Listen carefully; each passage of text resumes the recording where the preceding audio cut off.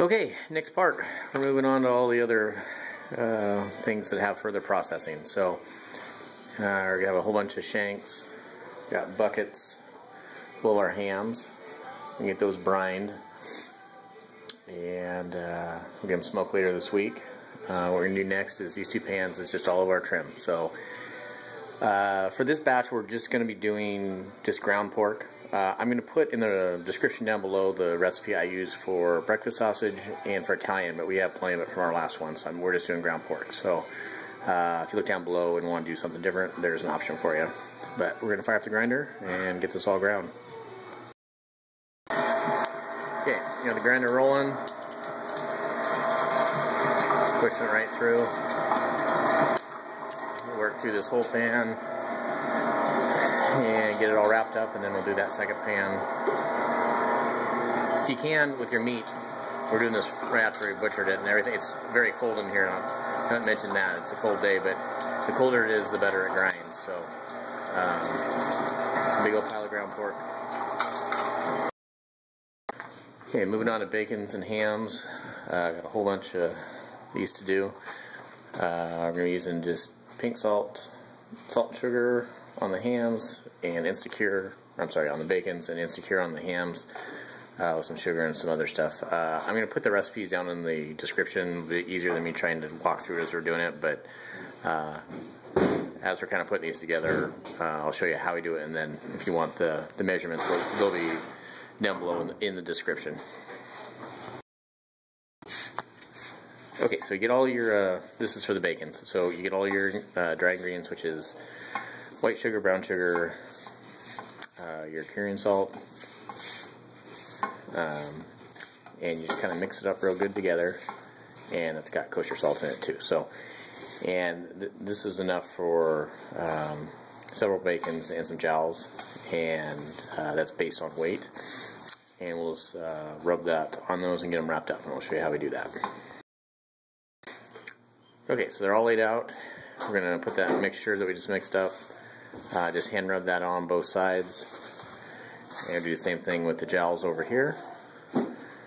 And you just want to kind of do them as equally as you can. You can do them individually, it just takes a lot longer, but we'll get that on there and show you what they look like. So once you get them covered, you just want to do your best to rub it into just kind of every spot you can get it on. Do that with all of these, and then once you got it, it's kind of rubbed it equal all over on the ends and sides, we'll flip them over and do the same thing, and just try to get as even layers as you can. Wanted to show one other thing. I didn't really mention this yesterday with wrapping, but this stuff right here is pallet wrap. Most trucking companies have it. If you're going to drive the truck, get a roll. It is the all-time best stuff to wrap game meat. Doing this kind of stuff, it's a little bit of a challenge to work with, but nothing freezer burns in it. So, a little tip for anyone else that puts something up in the freezer. Okay, so once you got them kind of all wrapped up, just enough to keep all your salt and sugar and cure in there, we're going to grab Mr. Pallet Wrap and make a bunch of laps around it, and just basically seal that in so it holds kind of a natural brine just from its own liquids. So we'll get this thing wrapped up. Alright, so we got the bacons all done, wrapped up. Those ones are heading for the fridge. What we got working now is our brine for our hams. This is white sugar, brown sugar, salt, which I use kosher, cure, and onion and garlic. And we'll use the same brine for the shanks. And then we got the hams up there too. So basically what we're going to do is we're going to go through and we use an injector. Let me grab that real quick. Let's see here, I set that up. It looks like that. You can usually buy them in any kitchen section. And once we fill the rest of this up with water and get it all dissolved, we'll go through and inject all of these. Basically what you're doing is trying to force as much liquid into them as you can. Once they won't take anymore, that's pretty much it. And then they're going to go back into their buckets, containers. And once we're all done injecting everything, we'll pour the leftover brine over the top of those pans or containers, and then we'll fill them all the way up with water so it's just covering the meat. So anyway, I'll get a couple of these going and show you what it looks like when they're all done. Okay, so we're injecting the hocks and hams now, and basically we're just taking a couple, 2-3 syringes full, or injectors full, I guess. And what you want to do is just get all the meat portions, get right in on the bone for these guys, and what'll happen is once there's enough brine in there, it'll start squirting out the other holes you put in, and that's close enough because then we're going to pour the brine over the top of them. So pretty simple, just kind of poke all the muscles, and like I said, get right in there, especially with these right on the bone. Okay, so hams, same idea, a little easier because there's no bones to work around, but you just kind of poke a hole. I usually just kind of make a pattern every couple inches, and just do both sides because you'll get it kind of from two different directions. So you do the top, flip it over, do the same thing, and then they'll do the same thing. They'll just be submerged in the brine until we're ready to smoke them. Okay, so once you get them all kind of injected, you take the rest of your brine and just kind of top off whatever you're storing them in, whether it's a pan or a bucket. And since this is set up for all these, we'll just kind of pour it evenly amongst whatever you got from containers. If you don't have enough to fill them, we should have plenty, but you can actually top them off with water, because as long as your cured to pounds of meat ratio is right, you can just add more water, but you want them submerged. So get those all off, covered up, and in the fridge, and let them set overnight, and then I'll show you what we do with them next couple days while they're brining. So each day after you get your hams injected and brining or curing, you want to come up and just kind of give them a little bit of a stir, make sure that all the brine's touching them. This morning, because we're just doing these out because it's been really cold, I haven't needed to have them in the refrigerator. It's supposed to be a little bit warmer today, and as they brine, the fluid starts dropping because they're absorbing it.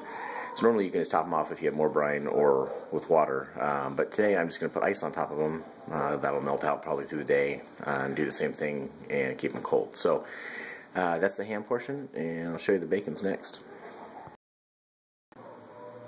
So the bacon's are in the fridge just because I can get them stacked in there good. And what I'm going to do is, there's two pans of them. They're set up basically the same way. Sorry, chickens are waking up too.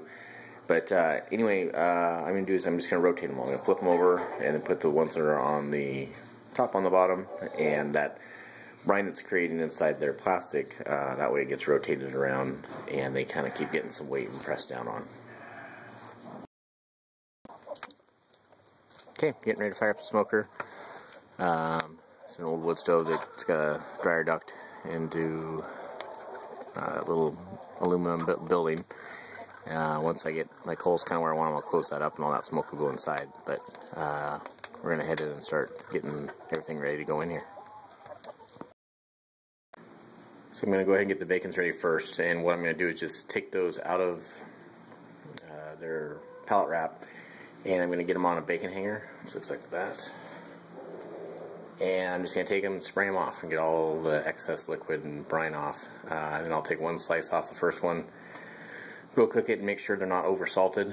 If they are, you can soak them in water for a little while and I'll pull some of the salt out. But they should be pretty much ready to go. We're going to do a little tester and then get these guys hanging.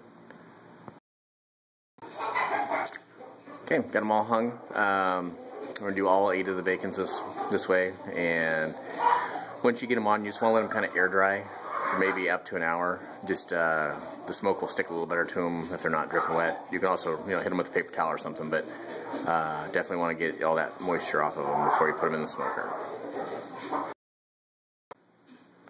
So the hams are up next. What we're going to do with these guys is put them in a ham sock. This is actually meant for a full leg of pig, so we'll actually cut those down because these ones are all boneless.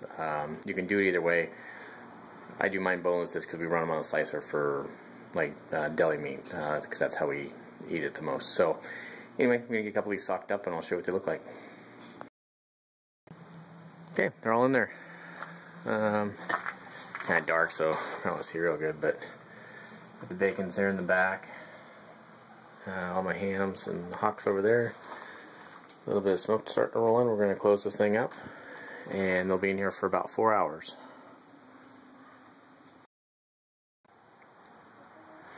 So they're smoking away. This is all cold smoke. I don't know if I mentioned that or not, but what we're going to do is the bacons we're going to just slice raw, and then these guys, I've got a littler smoker that I can control the temperature better on. So another hour or so in here, and then they're going to go into there and get cooked, and then they'll be ready to go in the slicer. Okay, the cooking process has started on these guys. Let's run them in the smoker for, yeah, it'll probably take them an hour and a half, 2 hours to finish up in here. I'll kind of keep rotating the shells. I put foil between them just so they don't drip on each other and make little blood spots. But anyway, these cooked, cooled down, and ready to hit the slicer. So the hams all came out looking real good and tasting good. Gotta slice all these guys up. Just run them on the slicer there. And they'll be ready to package.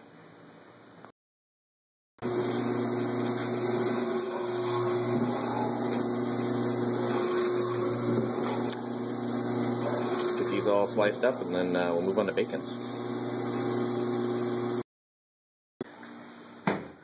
Get a picture of this. Ham, or the hocks all smoked. We're vacuum packing. Did all the hams on the slicer and got those all ready to go. So just gonna vacuum pack these guys up and then mess with some bacons. Okay, I'm getting the bacons all sliced up. That's our last step. So this will be the end of this series, and thanks everybody for watching. Have a good one.